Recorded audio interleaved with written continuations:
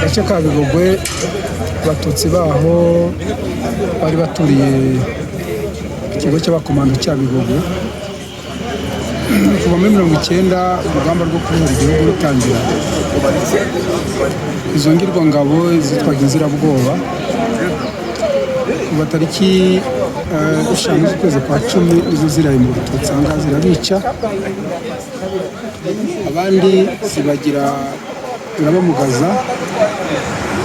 Iyo tuvuga rero ngo ingabo z'igihugu ubundi tuba tuzi ko ari ingabo zikwiye kuba zicunga umutekano wa buri munyarwanda wese. Izo ngabo rero zariho muri icyo gihe za leta mbi ya Habyarimana usanga mu Bigogwe gusa ahubwo no mu gihugu cyose.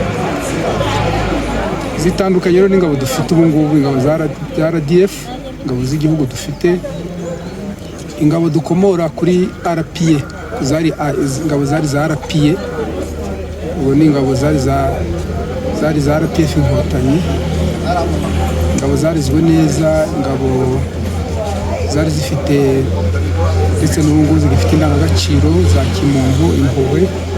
Ingabo zaturokoye rero zidukura mu menyo ya rubamba. Ubu ngubu uretse nuko bazicungiye umutekano buri munyarwanda wese, ahubwo zambutse n'umupaka ku buryo n'ibindi bihugu bya Afurika bizifuza, navuga nko za Mozambique, Repubulika Centrafricaine, za Sudani y'Amajyepfo n'ahandi.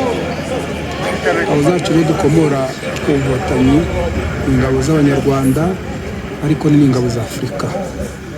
Icyo kiduha n'icyizere ko jenoside tuzongera kuba.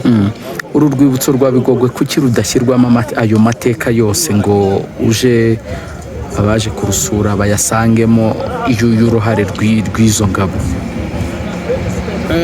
Murabizi ko umwaka ushize nibwo urwibutso rwa jenoside yakorewe abatutsi rwa Bigogwe rwatashywe. Uyu mwaka rero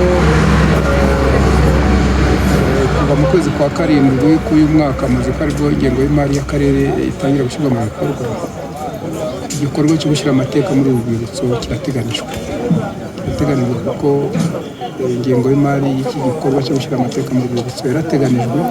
Dufite icyizere rero ko umwaka utaha, mu mpera z'umwaka utaha, tuzaba dufite amateka muri uru rwibutso rwa Bigogwe kugira ngo urubyiruko rukomeze rwige ku mateka, rwigire ku mateka iki gihugu cyacu, bamenye amateka y'igihugu kuko nibo Rwanda rw'ejo. Hanyuma perezida mwari kumujo, ngewe nkunda kuvuga ko iyo ingabo zari za Habyarimana, ingabo za FARI, iyo zitabishaka, iyo zitabikora, iyo zitabishaka, iyo zitandukanya n'ivangura, zikitandukanya na jenoside, zikitandukanya n'ubuyobozi bubi bwariho, ntabwo jenoside yari gushoboka.